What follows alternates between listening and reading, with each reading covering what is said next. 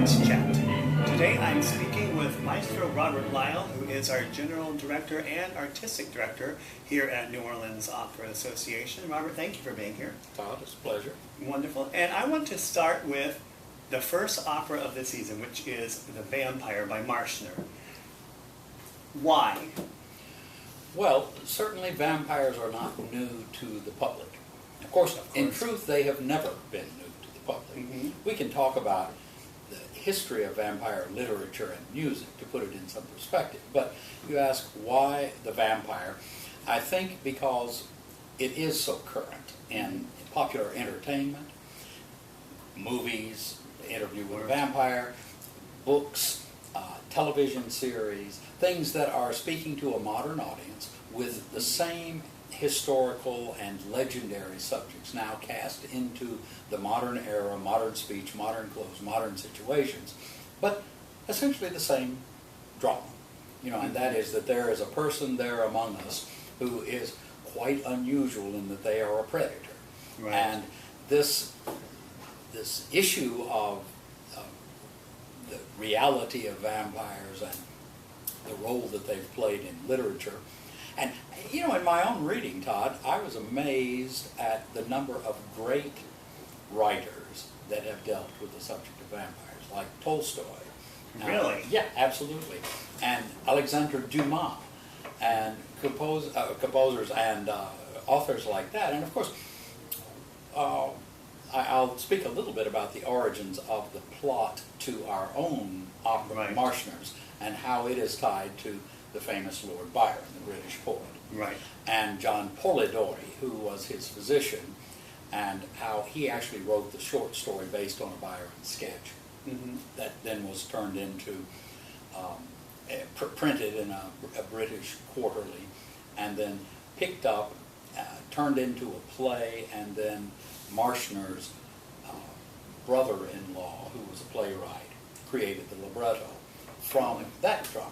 So it went through lots of different hands and phases, but it was part of a much larger kind of dramatic theatrical language of the time in which the subject of vampires was being written about. This work, Marschner's Vampire, the opera, dates from 1828. Mm-hmm. The occasion on which Lord Byron, Mary Shelley, Percy Shelley, the two great British poets, and the great novelist Mary Shelley, who wrote Frankenstein, Yes. took place at a summer resort where they took the waters, so to speak, in 1860. So this is actually 12 years before Marschner's opera evolved. But every culture has found some way to express its horror of that which is against the laws of nature. Mm-hmm. And so whether it finds its true origins in actual rulers of unusual cruelty from Romania and Transylvania or Eastern Bloc countries, these same characters appear in Russian literature and all kinds of national characters and characterizations. Right. So we just happen to be, as Americans, familiar with German opera and with German poetry and literature. So it doesn't seem like such a big step for us to say, oh, fine, this might be Vlad Dracula, as was an actual ruler. Right. Or it might be Bram Stoker's Dracula, based on those earlier Right. References and characterizations. But in some respects, it's just a simple German play based on a fun evening of ghost storytelling by some great poets, kind of tongue-in-cheek, and then a doctor pocketing the draft that Byron wrote, turning it into a story, then turning it into a play, and then being set as a libretto for a German romantic opera. Right. So that's its origins. Now, you say, what about its relevance today? Well, it's, as a subject, obviously as relevant as any entertainment that the public might enjoy. So if we like a good scare, or we like the fun of a good horror movie or a horror novel, then all we're doing is reliving what in the 19th century they did with great regularity. Because the subject matter is sprinkled liberally all through the literature with references in drama and Right. and in literary sources of lots of types. A significant composer. I won't say that Marschner was one of the great immortal composers.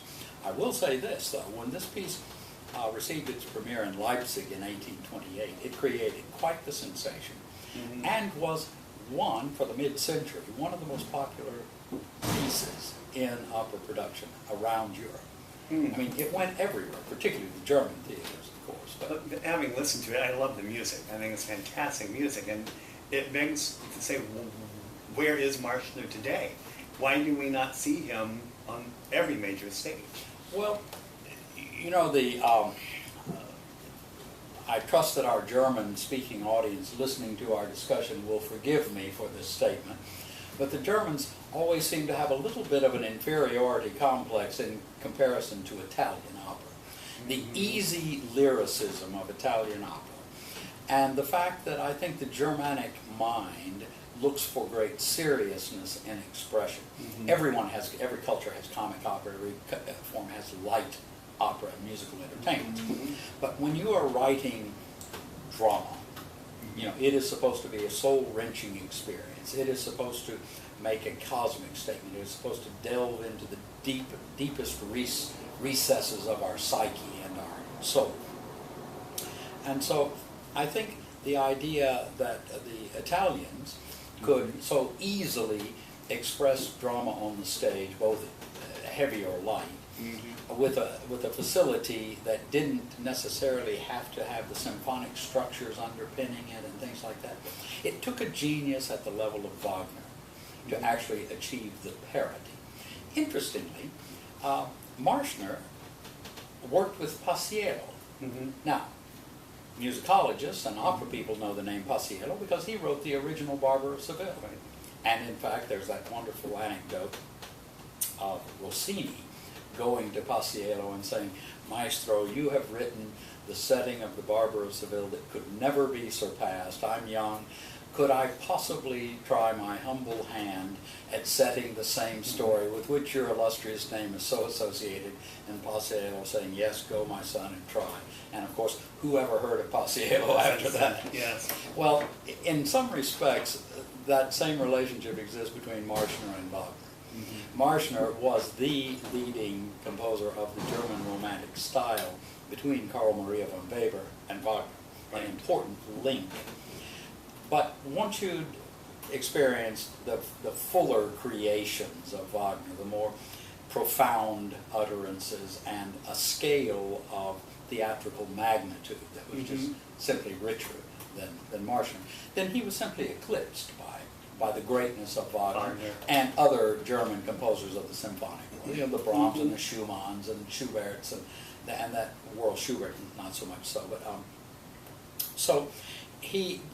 but he was someone to whom everyone turned, as a source of inspiration and as a model of technical correctness, of a skill that was quite outsized for his present reputation. You know, he wrote several operas, and one or two, Hans Heiling in particular, had some success. But he was also just buying into the cultural awareness of vampires and the phantasmagorical. If you define Romanticism, I mean, how would you define Romanticism? Well, Romanticism is a dedication to anything that you love. Whether it's another person or one's nation, one's country, their patriotism. It could be art itself. But you know, our traditional musical pairings of classic and romantic, it's kind of like the Greek concept of the Apollonian and the Dionysian. You know, one is wild and exuberant and full of emotion and the expression of that emotion, and the other is cold and calculated, or cool and calculated, ordered, structured. In other words, they are opposites. Well, the romantic sensibility as we see it, yes, has to do, of course, with romantic love and appreciation and affection. but it also has to do with pushing the boundaries of logic and reason. And you have Berlioz, who Exactly. passed out on the podium, being overcome with spleen in the middle of a performance. There we go. And that was the height of, wow, he's such a great musician, Right. because he can't control his emotions. That's right. The And emotions rule everything. that was Hochkunst. Yeah, exactly. And you know, in an era when people were still looking back and saying, well, Haydn and Schubert and Beethoven were the greatest because of the orderliness of their music. So, if you take that sense of freedom of expression, extravagance of expression, if you will, and then add to it the phantasmagoric. And by that word, I mean a lot of things. The cosmic, the supernatural, the unreal, the surrealistic. And you look at E.T.A. Hoffmann's writings from the period, Right. those short stories, or even the Brothers Grimm in German culture in particular. And you see the kind of goblins eating children, or Right. or monsters coming out of the sea and swallowing people, or whole cities, or things like that. The more extravagant and outrageous, what to us we would look back and say, except for its poetic allusions and the fun of it, it's kind of ridiculous, based against a reality. But these are the things that stimulated people's imaginations. And so, Right. so then you turn to the people who will never die. Right. You know, okay, so somebody, and I think that's got to be one of the most fundamental human emotions that we have, whether expressed as theology or religious belief, about the immortality of the soul. Yes. What if that immortality is turned into something evil? As a punishment, yeah. Yeah. And you know, you and I once had a conversation about the Flying Dutchman and the fact that the punishment is you must sail forever. You can't even Right. wreck your own ship and get relief from the punishment. God, you have blasphemed God, and so the punishment is that you will live forever and relive the pain of that sin. Well, what if these things became a threat to other people instead of just to the perpetrator of the sin? And that's where vampires and characters like that dwell in our psyche. That you can kill a vampire, but then you turn around and he's back. Right. You see, or you know, they come at you from different places in the dark, or in the modern concept, that they are a person who works among us. They are a businessman. They are a person who wears a business suit, or they are a female attorney and then lo and behold, they're, next thing you know, they have sucked the blood out of someone. And so, so they're a triple danger in that regard, because they have all of the characteristics of the bloodlust of the past, and the romanticism and appeal of attractive people among us. Right. But then they are also lethally dangerous.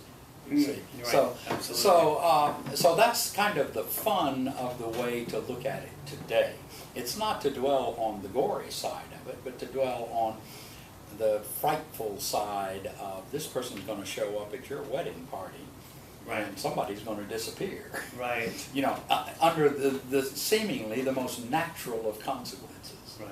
You know, and so that's kind of the way this particular opera works. The vampire has decided that he wants another year before he's drawn off to hell. And so he strikes a deal with the vampire master, who says, bring us 3 sacrifices. It needs to be 3 brides. We want to catch these sacrifices in the bloom of their youth and beauty and purity. And so he says, fine, I'll take the challenge. And then he sets about to meet the challenge of delivering the 3 sacrifices. And so we've simply set it in modern New Orleans, where there will be a lot of fun with the references and the way what our social circles are here and what our social life is. And one party takes place in the Garden District, and one takes place in the French Quarter, and so forth. So Right. I think it brings it all very much home in the same way some of the movies and television series have. And I think you can even, in some respects, forget the word opera in this regard. Just enjoy a charming piece of music theater that's got a kind of dark undercurrent, because after all, there are people that lose their lives, but show me an opera that they don't. Yeah. In this case, it's just the mystery of the dark side that is played out. It is not a bloodbath by any means on the stage. It's actually quite a discreet, clever thing. You know, he lures a young bride into the cave, and of course, then they find her. But we don't see a whole lot of blood-soaked scenes. Right. It's not that kind of piece at all. And I think that's consistent, too, with the melodramatic style of its music. You know, we have a term for this in music, Sturm und Drang, which just literally means storm and stress. Right. But it connotes a literary style and a musical style in which the melodrama is expressed by diminished chords, right. by minor harmonies, occasional glints of sunlight in a major tonality that offers relief, you know, the sunlight breaking through the clouds. But the stress of the drama is what overrides it all. This is also a form of opera called Singspiel. Singspiel is what most Americans think of as a Broadway show. Correct. It is a music theater piece with spoken dialogue. So you come to critical scenes, and it's a conversation between people. And we have put it into the modern New Orleans vernacular. So it'll be in English. The spoken parts will be in English. Otherwise, you're reduced to just reading titles and not watching the people interact on the stage. Right. And of course, the pace of language in an opera in some portions moves rather slowly, and so it's easy to use the peripheral vision to read what everyone is singing and at the same time watch the stage. Dialogue's a little different, so we treat it a little differently. But I think it's an engaging theater piece. Now that I've learned the music, learned about Marschner, you know, all of us that work in the field of music, of course, are very familiar with German symphonic music and German operatic music. And then to see how this particular fun subject is treated with seriousness, certainly for the purposes of melodrama, but really, I think, with the spirit that this is an engaging entertainment for anyone that would like to come out and hear a beautifully written piece. I mean, the music in it is quite beautiful. Oh, it's fantastic music. And yet the subject matter is kind of still contemporary and fun for the person that just wants a great evening in the theater. Right. Well, why don't you tell us a little bit about the singers who will be coming to perform with us? Well, we've got some of the emerging artists, as we think of them. The gentleman's Nicholas Pallinson, who is singing the role of the vampire, just had great success singing it at Carnegie Hall. Okay. And all reviews seem to particularly just talk about the distinctness of his work. Our soprano lead, if you will, there are three sopranos, obviously, with three victims, but the principal one is a young lady who's resident now. She's an American artist who won the Metropolitan National Auditions in 2006 and has done a lot of covering at the Met and has been a resident at the Dresden State Opera for a number of years. So she certainly brings an awareness of the language and the Germanic style to this production.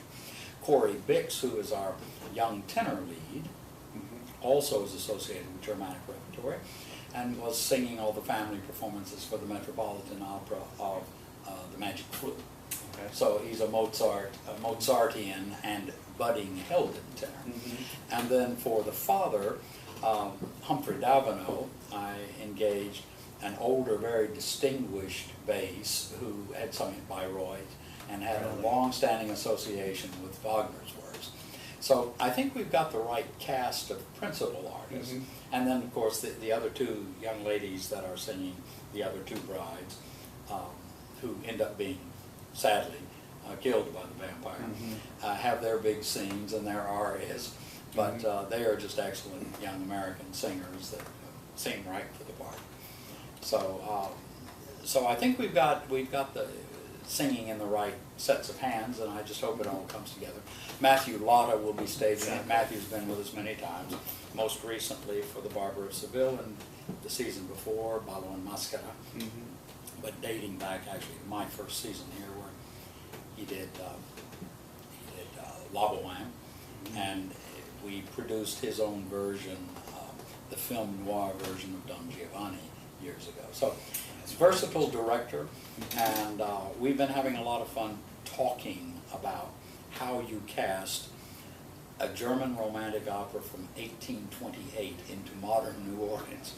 And you know, we love to talk about our city and its multicultural, multi-ethnic spirit, and so I said, if we are truly the melting pot, then let's mix in some of this German romanticism with the Who-Dat Nation. Oh boy. Well, tell me, what would be the most difficult thing about bringing a nearly 200-year-old piece to modern New Orleans today? Well, you want to adjust the pace of it, Todd. You know, remember, if your audience going to an opera in 1828 expected the structure of every aria and every scene to follow the formulaic writing of the day. You sing the first section of an aria, you have a developmental section, and then you sing a recap of the aria and so forth.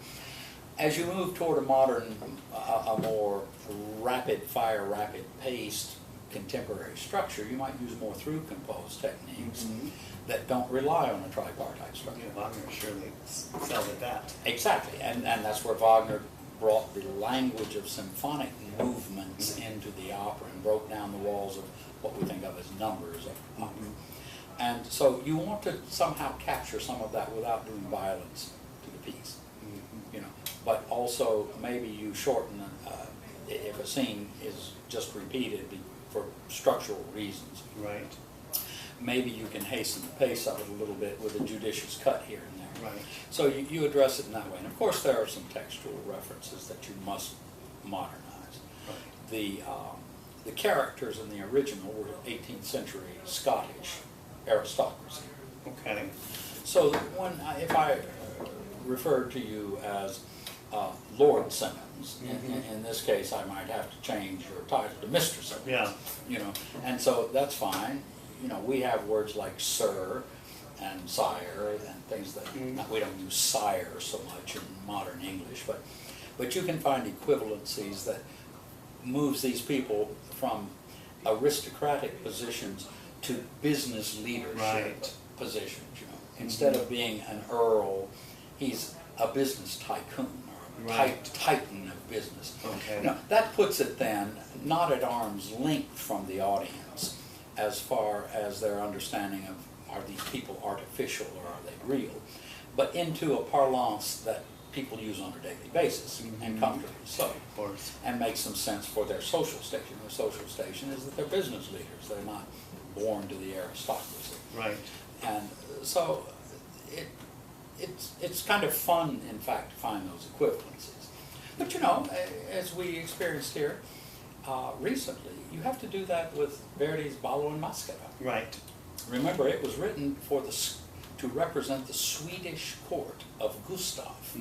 Exactly. And then the censors had problems with an aristocrat, with a king actually being assassinated on the European stages, which they strictly forbade.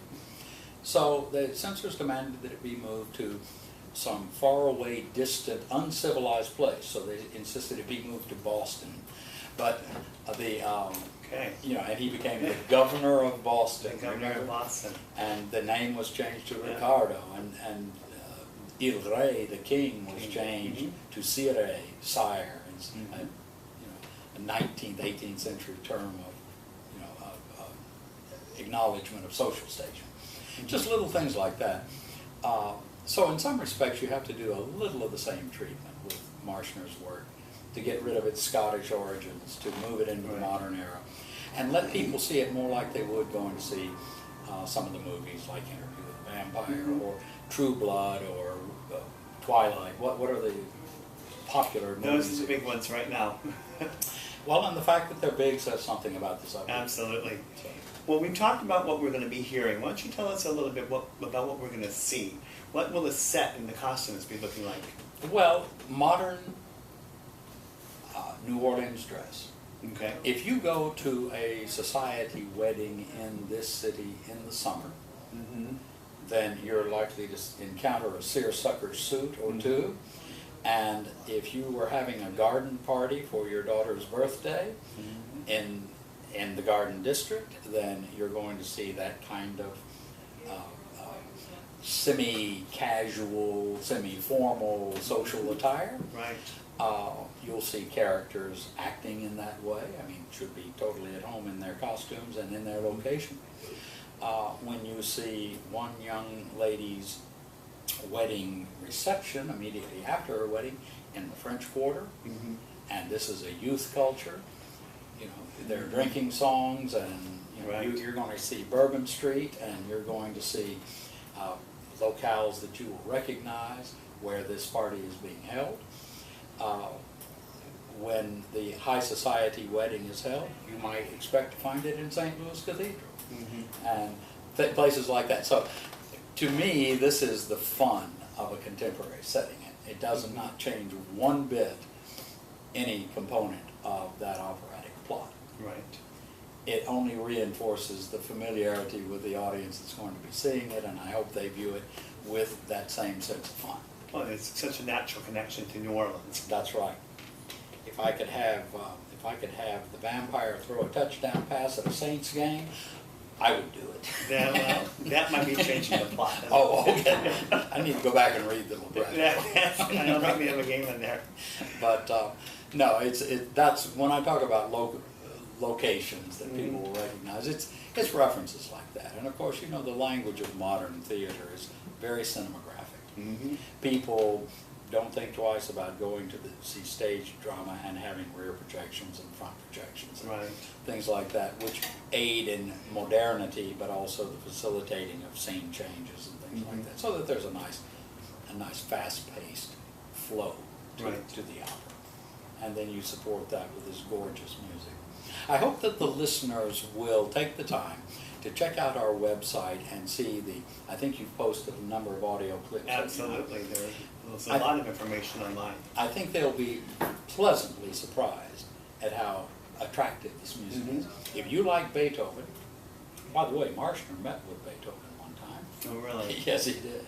That I did And, not know. right. He even used him as a reference when he became the court composer at what is the present city of Bratislava. But, Really? Yeah. But you know, they're all a circle of great musical minds working in and around Vienna, in and around Dresden and Leipzig, and the great centers of music. And most of these people knew one another, Right. reinforced their efforts, participated in helping get works onto the stage.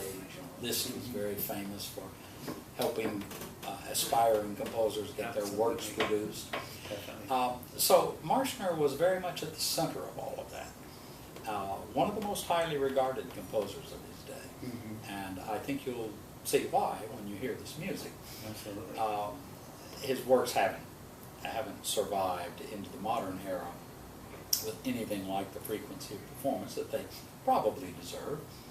But, you know, they probably seem a little quaint because of their subject matter, except for the vampire, which Yeah. suddenly has this whole culture that's grown Exactly. up around it in the entertainment.